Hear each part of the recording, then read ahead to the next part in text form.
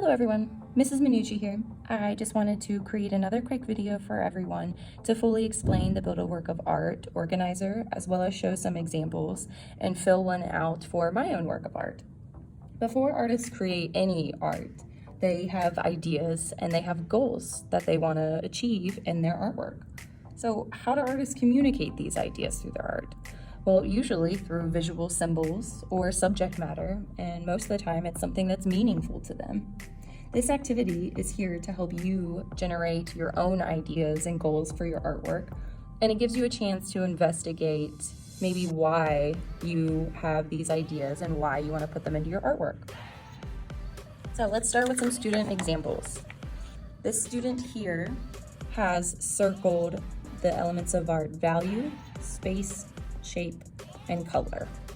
The idea is that this person wants to use this Statue of Liberty, but make them out of geometric shapes. So we definitely see shapes. We're starting to see that they are practicing shading, so value. We see space because the Statue of Liberty is going to be in front and overlapping these buildings that we see here. And of course, they're going to use color as well.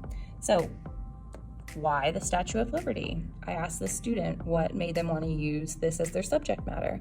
Well, they have been to New York several times and they have seen the Statue of Liberty in person, so it's something that's interesting to them. It's something that they have a personal connection to. And they want to learn how to shade, so that's the goal for their project. Through practice and a little bit of direction in class, they'll be an expert at it by the end of this project. Let's look at the next one. This person has not filled out their elements of art yet, but we're still working on these in class. But their ideas, so things that interest them, are flowers, plants, nature, and trees. And they want to learn how to draw their name better. So the ideas and the goals don't necessarily have to be connected to each other. They can be separate, but as we create our sketches, we'll find ways of connecting them. So if they want to include flowers, plants, nature, and trees, maybe they're going to draw a landscape, which would include space. They're probably going to use color as well, and probably some lines, shapes, and textures. This next student has circled texture and color. For their idea, they're really interested in dragons, so that is what they want to include into their artwork. They want to learn how to draw and color. Another thing they want to do is learn how to shade.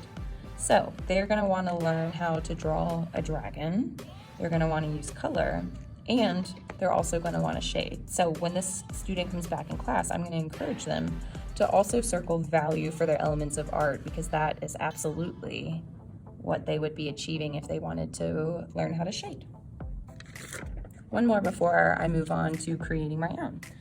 This student wants to use shape, color, and form in their artwork.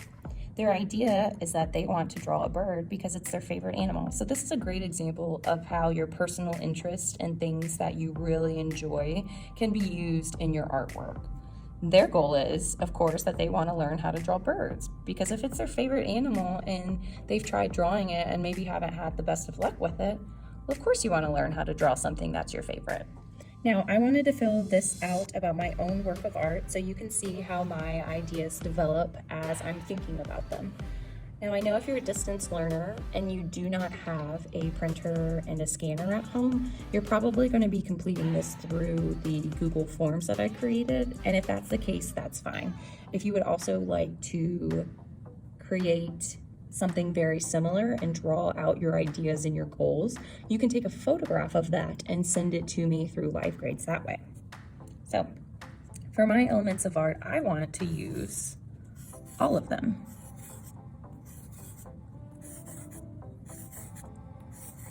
So one of my goals is going to be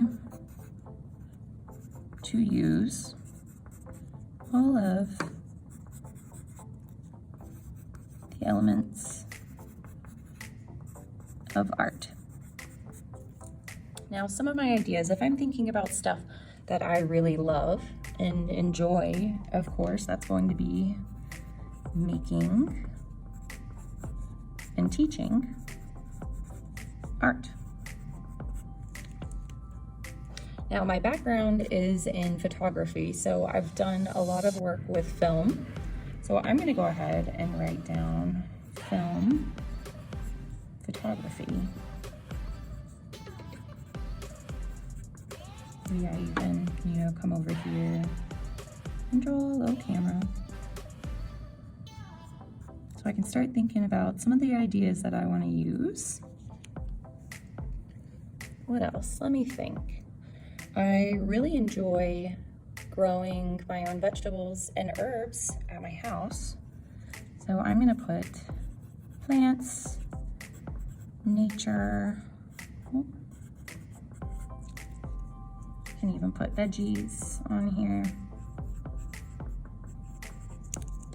Maybe I even start, drawing some kinds of shapes. Maybe start drawing some flowers. It's okay if it's messy or if it, doesn't really reflect your skills as an artist, because this is just something that we're working on here. We're developing our ideas. We're going to sketch out our ideas first. So what other goals? I want to also make sure my name is easy to read, because if you remember, that is actually one of our requirements or must-haves for the project. Now that I've completed my Build a Work of Art organizer, I can move on to my work of art. Once you complete your work of art, you can come back and look and see how much maybe your ideas have changed from your final. Let's see, my elements of art. So I wanted to include all 7 of them. That was one of my goals. So we see line, different kinds of lines.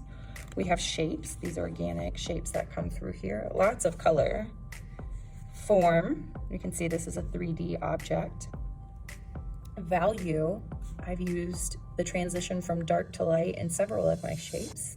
Space, so I've overlapped shapes as well as used value. Both are a way that you can create space in your artwork. And texture, so by using different lines and spacing them out in different ways, there are different types of textures that look like they come through my work of art.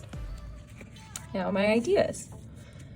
Making and teaching art. So I have all of my supplies here. They're even kind of, exploding out of this form and shape that's created here. Of course, I was able to include my film and my photography. So these are strips of film. Plants, nature, and veggies. So I kind of started sketching out ideas here. You can see these shapes. If you remember from the Elements of Art video, there are 2 types of shapes. There are geometric shapes, which are shapes that you can name, like square, circle, ovals. And then there are organic shapes that you can't really name, but a lot of times they look like they come from nature. So maybe flowers or leaves. And that's what I've done here with all of these shapes that I've created. I've used all almost a green or a yellow, and I've made them very organic, and some of them they look like they are actual leaves or flowers. So I have incorporated the ideas that I wanted to in my artwork and my goals. So I wanted to use all of the elements of art, which I did, and I wanted my name easy to read, which I believe you can read it pretty easily. I used the font packets and other resources to figure out exactly what font I wanted to use. So that is an option that you can do as well. Remember, if you don't know how to create bubble or block letters, or maybe you want to include 3D qualities into your name, then there are resources for those in Google Classroom. Notice I also put my name on this activity. So I hope this has helped you kind of figure out maybe where you want to go with your ideas and your goals for your artwork. Please make sure that this gets turned in either through LiveGrades or through the Google Forms. If you're someone who enjoys being able to draw on your pieces of paper and you don't have a scanner, remember you can just use like a sheet of notebook paper or a sketchbook paper, and just make sure that you have all of the elements of this activity written down, and then you can take a picture or scan that in with your phone and send it to me through LiveGrades as an attachment.